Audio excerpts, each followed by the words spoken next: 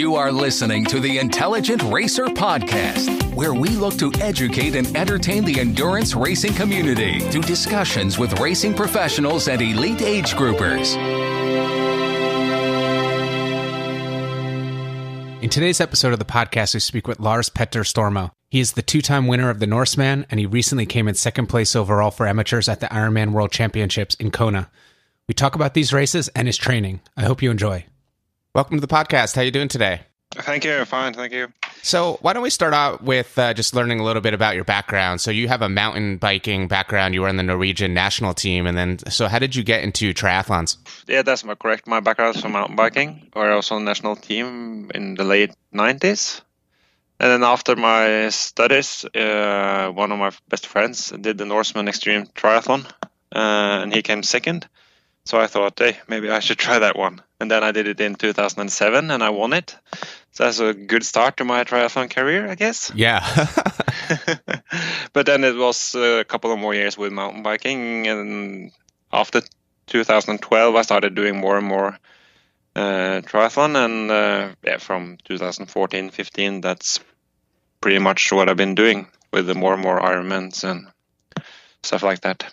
Right. And so did you have much of a swimming background going into your first Norseman? I mean, it's, one thing, obviously you had the biking background and, we assume you can run, but swimming is something you need to practice. And it sounds like you just sort of went into it. Yeah, I pretty much did. In Norseman, you get the slot 1 year ahead. So I had 1 year to practice. I hadn't swim anything before that. So it was, I swam once a week, I guess. And I wasn't very good, but I was okay. Right. And in Norseman, the swimming is such a small part of the whole competition that it's not the most important thing to be a good swimmer to be able to win it. And the competition in Norseman is getting harder and harder each year. So in 2007, I was able to win it, even with being a pretty slow swimmer.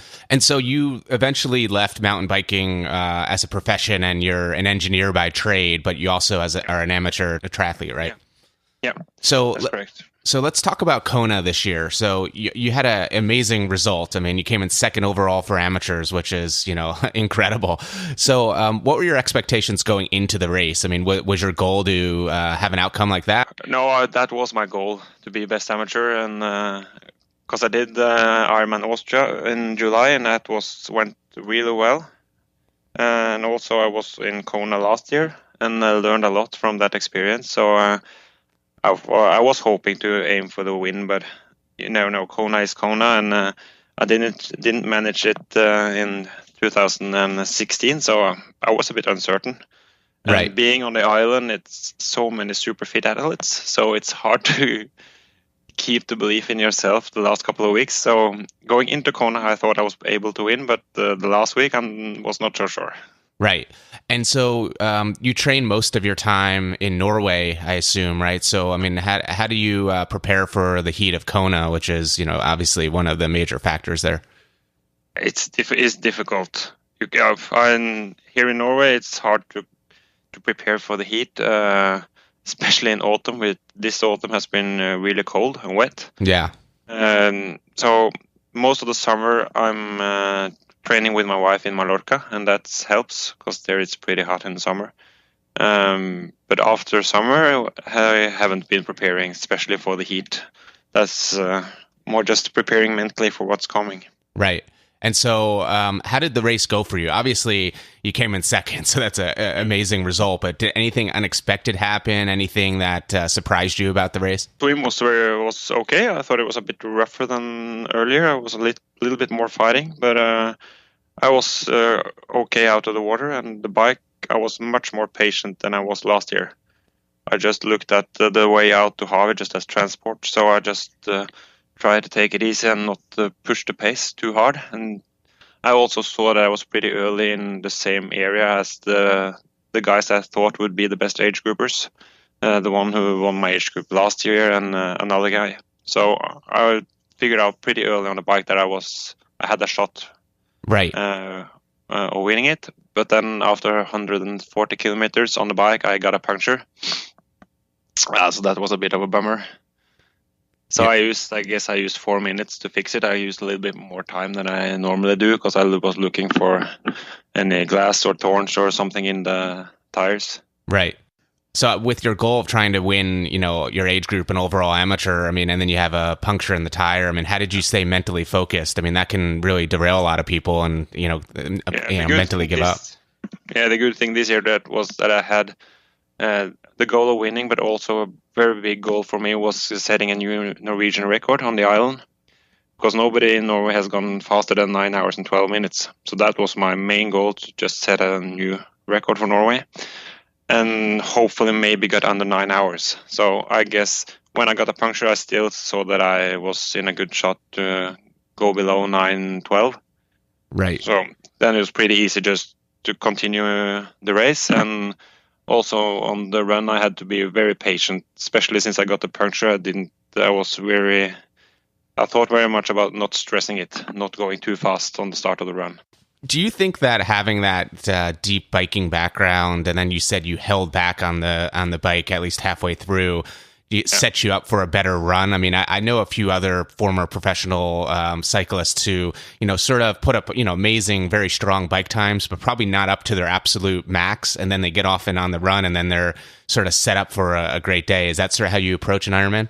Yeah, I think so. The run is the most important thing on an Ironman, and you just have to bike fast but not destroy the legs. So I'm trying to do that, and although Kona is a bit harder than many other races because the last 40 Ks on the bike is pretty hard with the headwind and going up again to the airport. So it's not so easy in Kona, but I try to save the legs for the run because it doesn't help if you go a couple of minutes faster on the bike, but the legs are tired, then you will lose many, many more minutes on the run. Right. So other than the puncture in the tire, which is completely out of your control, was there anything else you would have done differently, or anything else you wish the day would have been a little bit, different? No, other than that, the day was very good. The last part of the run, the whole way, I was just thinking about trying to get under 9 hours. Yeah. So with 1 hour to go, I just calculated my pace and saw that it would be super hard to manage. So I didn't think I would do it, but the last hour was so painful. Yeah. So just aiming for the 9 hour all the way, and then when it was a couple of kilometers left, I thought, but damn, I've calculated my pace for 42 kilometers, but the marathon is 42.2. So then, how much does those 200 meters cost me? So I was a bit stressed. I was super happy when I got onto the red carpet and saw the 8:59. Wow! And so, what was your final time? Was 8:59 and 9 seconds. 9 seconds. Wow. 51 seconds on the right side. Well, your calculations landed up being perfect, and I guess the 200 meters didn't really matter too much. No, it doesn't, but it was so painful. Oh, I can imagine. So for someone who either hasn't raced Kona or is looking to kind of have the success that you've had this year, I mean, what do you think some of the keys are, other than holding back on the bike? I mean, are there any other tips or any other recommendations that you would give to success on the island? You have to stick to your plan and be patient. Much more patient on Kona than in other races, because here, if you hit the wall, you don't come back because of the heat. Yeah. Other races, you can afford to just take it a bit easier, than the body gain some strength again. But here it's either you're in the race or you're out. So you have to be very patient and not go too fast on the start of the bike or on the start of the run. Right. And do you do anything specific for Kona in terms of nutrition and hydration, or do you kind of follow a similar plan throughout all your Ironman races? Yeah, pretty similar. I try to be adaptable because I used much of the on-course nutrition. I have my own food, but drinking and stuff, I try to vary a bit, so I don't have to depend on getting one thing all the time. So I use whatever I get. If it's Coke or Gatorade or Power Bar or water, I just use what I get and try to make that work. And I think that's kind of important, that you're not stuck to just one thing. So I wanted to talk about Norseman for a few minutes here. So you said it was your first triathlon, you won it, and then you came back years later and won it again. So obviously it's a really well-known triathlon now globally. It's known as one of the hardest, most extreme triathlons. But help me compare and contrast a little bit between Norseman and Kona. To me, they seem sort of very different races, yet you've had success at both. So why is that? Very hard races, both of them. Both of them are pretty extreme races, but in different ends of the scale, I guess. And I think to do well in both, you have to be really strong mentally and really important to set your own pace. Norseman is what makes Norseman hard is the profile on the bike and also the weather and the cold. And on Kona, you have super good athletes all around you all the time. So you're never alone. That makes it hard to pace yourself. And also the heat makes Kona very hard. Right. So for me as a Norwegian, I would say Kona is harder than Norseman. Right. Because it's harder to make it, put together a good race, and especially the run on the Kona, it's super hard to put together a good run. So, but on Norseman, you have the run is 25 k's flat, and then you have the 17k's straight up. So I think that makes the run on Norseman a little bit easier because you could split it into two different parts. Right.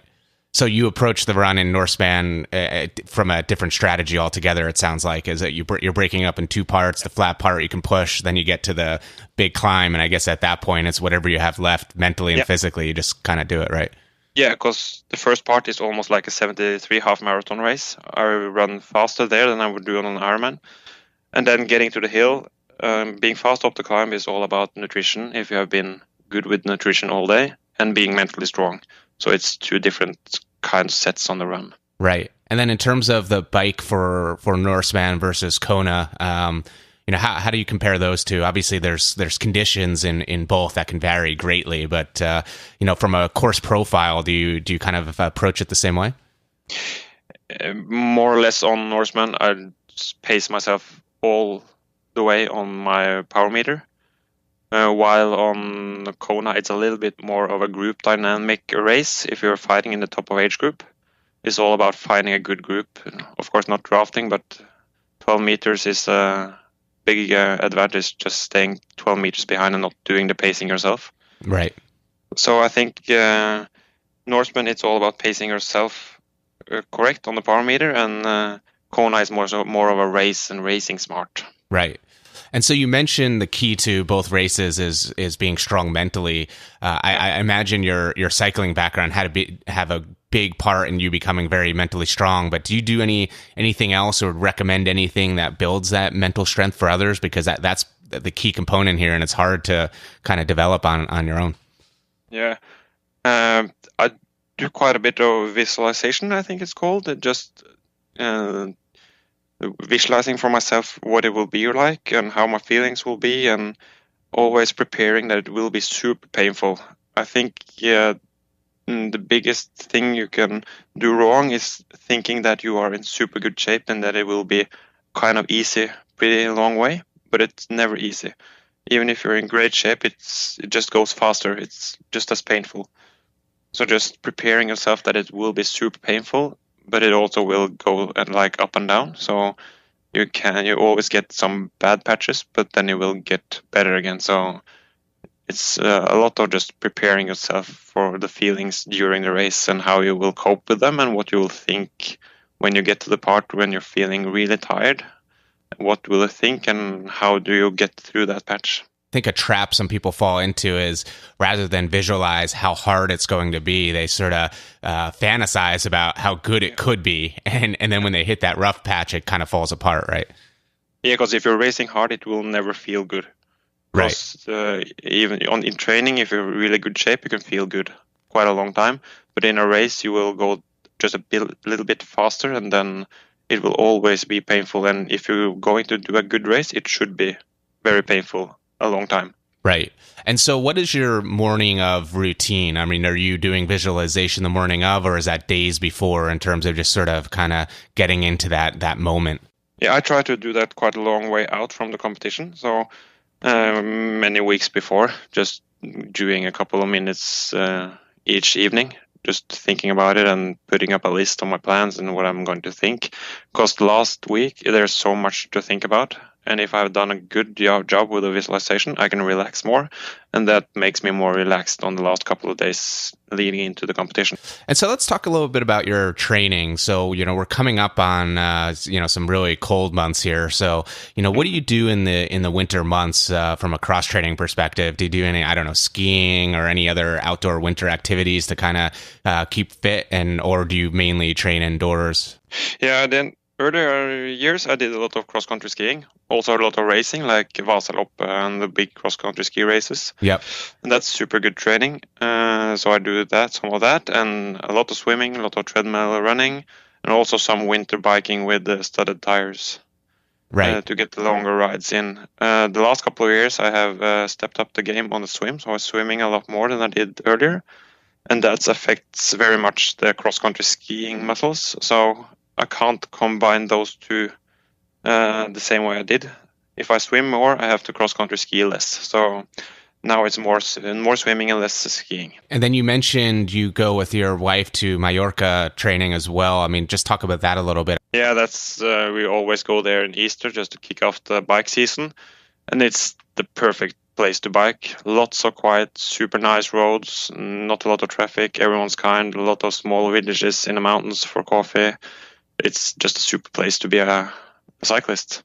Yeah. So that's the best way to start biking season. Yeah, it's on my list of places to go to. I've seen photos. It looks amazing. Yeah, it's awesome. So what's your typical training week look like? Yeah, actually, I'm doing pretty similar weeks all year, except when I'm speeding up, building up for one big competition. Other than that, my weeks are pretty standard, 15 to 20 hours a week. Try to swim 5 to 7 days a week in the morning. So, and then it's 2 to 3 interval sessions other than the swim. Normally during the winter, it's 2 interval sessions running and 1 on the bike. And right. Then easy sessions between that. And then when I get into the spring, the 3 interval sessions goes to 2 on the bike and 1 on the run. Right. So help me understand this more. So you're swimming 5 to 7 days a week, and then those interval sessions are in the evening. Are in the evening, and so you're able to balance that with obviously working full time too, which has got to be tough. Yeah, I work 40 hours a week, so I have to train 2 sessions each day normally, 1 before work and 1 after, and then I don't have time to do the long hours on the bike or the run, so it's a lot of intervals actually, both on the swim, on the bike and run. And then in terms of, when you're coming up onto an Ironman, I mean, what is typically your longest bike and run? So you said you do a lot of interval stuff. Do you do, I mean, what's the typical kind of long? I have a couple of long sessions leading up to the big competitions. Then I do, I'm building the run. I'm building longer runs from 25 Ks up to 35 Ks in Ironman pace. That I'll do with normally 2 weeks in between each session. And the last long run I have 4 weeks out from my A race. Right. And the bike, I do also some long sessions in Ironman pace, and that's around 150 kilometers with a transition to a run. And the last long bike session I have is 2 weeks out from my race. So that's the last thing I do in a build period is that long bike ride. And so one of the things you kind of alluded to before, and I've read about you, is that you do training with your wife. And so I actually do that as well. And I think you brought up the point that it helps, if you only have so many hours in the day and you have a significant other, if you're doing something with them, it makes it a lot easier. Yeah, we do a lot of almost all of our training together, and that's pretty easy when we do the intervals, because then we can just warm up together during the intervals and then cool down together afterwards. The swim, we also do a lot of them together, and now she's gotten to a level that she can follow my feet in the pool almost when I'm going all out. So she's gotten really good on the swim. That's cool. And then on the long ride, she can stay on my back wheel on the bike, and it gets pretty easy for her and pretty easy for me. So we can do the long sessions like 4 to 5 hours together. And that's great because we can do all the vacations together and just we get to experience a lot together. And I think that's good. And what many people don't get, or if they train with a group of guys, they have a tendency to push each other a little bit too hard all the time. When I'm training with my wife, she looks after me like the easier rides or the easy sessions gets easy enough. Yeah. And then I have enough energy to make the hard sessions hard enough. So I differ the hard and easy sessions much better if I'm doing a lot of training with my wife. Right. That's such a good point. I've actually haven't really thought of that, but to your point, it's people tend to do the hard sessions too hard, and then they end up ruining all of the rest of their workouts. But you're working out with someone who helps you kind of balance that, and I think that's probably one of the keys to success, right? Yeah, it is. So yeah, I think that's great that we have the opportunity to do this together because, of course, we're living together and it's not a one-man show. So I can make her better and she makes me better. Right. And so, do you typically do the same races? I'm assuming. I mean, how does that? How do you like that? Racing together. Are you worrying about her? Is she worrying about you during the race? Or are you just so focused on the moment, on the race, that it's kind of afterwards that you think about that? We're doing the same races, and I'm pretty focused on my own race, so it's not often that I see her. But when I do, it's kind of good motivation just to see a familiar face, and if she's doing well, it's I'm also doing better because then I can see her smile and having a good time. That makes me also think about what I'm doing and how lucky I am to do what I do. So it's cool racing together, and now that she's gotten this good, we can also be on a good level together. So in Ironman Austria, we both won our age group, and that was pretty cool, standing on the podium together. So that's nice. Yeah, that is. So are you, either of you coached or have been coached in the past? I mean, how did you learn to kind of, from your transition from mountain biking to becoming such a good triathlete? I mean, where did you learn the trade? I'm controlling my training myself, and we are doing her training together. So I'm pretty much my own trainer, and I think that's kind of important when I'm working full time, and I have to always consider the total workload I have from week to week. Yeah, and nobody knows my body better than I do myself. So I think it would be really hard for me to have a trainer to tell me what to do, because every day I consider how my body feels and what I feel like I need to train on, and how my total workload is. Am I tired? I'm not tired. So I have a no training plan over a longer period. I figure it out each week, and each week I also feel each day what I need to be doing. So I try to just train myself and feel what my body needs of different sessions to get where I want to be. Yeah. Right. I mean, it's important for someone who works full time to actually put that into the plan as well, right? Too many people blindly follow a plan and then they get run down or injured. Yeah, of course. And it's I also consider the weather all the time. If it's raining, I don't do a lot of bike rides because then it's easier to get sick. And so I also train looking out the window, see what the weather is like before I decide what session I will do. Right. And so you're, as we said before, you're an engineer. So do you take an engineer's approach to triathlon? Or are you doing any sort of, are you very data driven, metric driven, or how do you kind of feel about that? A bit of both. Think it's pretty important to stick to the power meter or the race or the pacing on the run to get the intensity on the interval sessions right. Because I think with doing a lot of intervals, it's always important to get the pacing correct on the intervals so you don't get too tired. So in training, I'm pretty much into the data and staying focused on the power meter and the pacing. But I also think it's good here to be adaptable, because in racing you can't just look at the power meter. You have to feel the field and the course and the weather, and so there I'm much more adaptable. And coming from a mountain bike background, I'm also used to the intensity changes on the bike. So I'm pretty good at handling changes in the pace on the bike. Right. So I think that's a strength when racing. Right. And you mentioned, obviously, we've said this a few times now around the mountain biking, but do you have any interest in doing any of the off-road, like Xterra, the one in Maui that just happened recently, or anything like that? Yeah, I thought about it. We have just gotten one race here in Norway in the Xterra series, so it would be cool to do, because I guess that would suit me really well.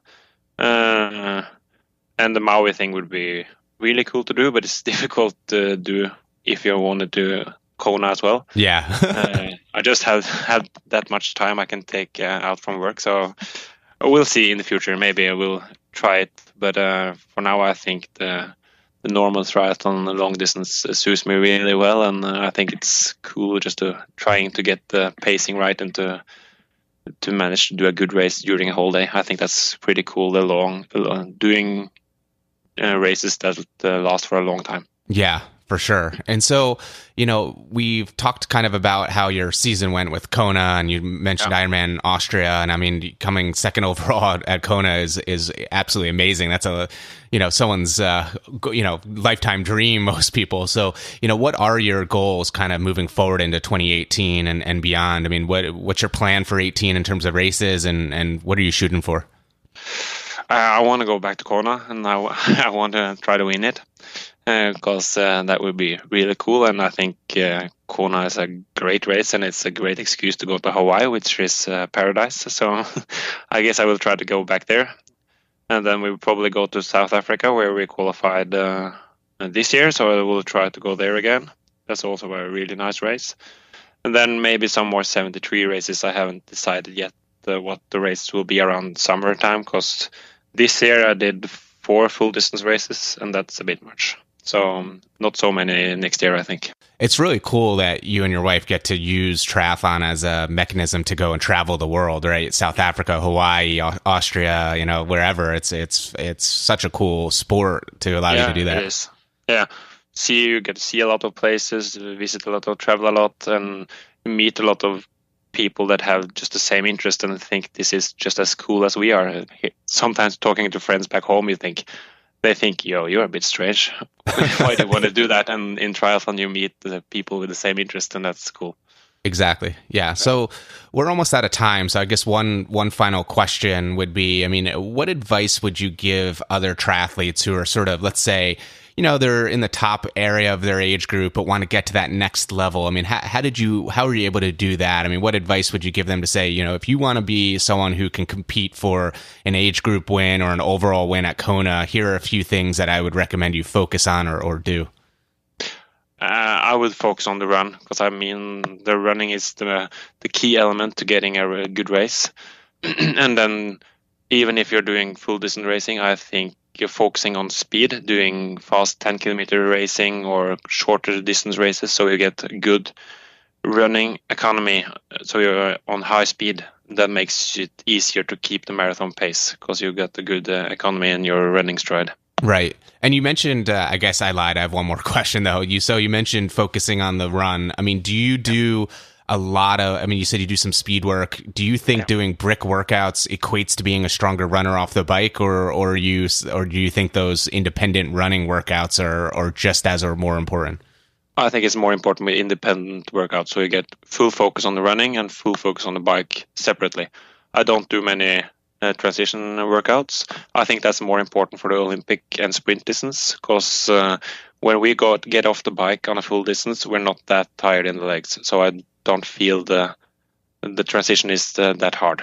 Right. So I think to separate in super good run workouts is more important. Well, thank you so much for your time today. It's been, first of all, congratulations on Kona again. It's absolutely amazing. And thank you for sharing a little bit about tips and how you go about training and stuff. And of course, I'm also very interested in Norseman. So thank you for sharing a little bit about that as well. You've done, like you said, 2 of the most extreme but different races, and you've had success at both. So that's incredible. And, thanks again for your time. Thanks a lot. Thanks for having me. Thanks for listening to the Intelligent Racer podcast. For more information on this and other episodes, please visit www.intelligentracer.com. Also, be sure to check us out on social media, and please review us on your podcast directory. Join us next time for another edition of the Intelligent Racer.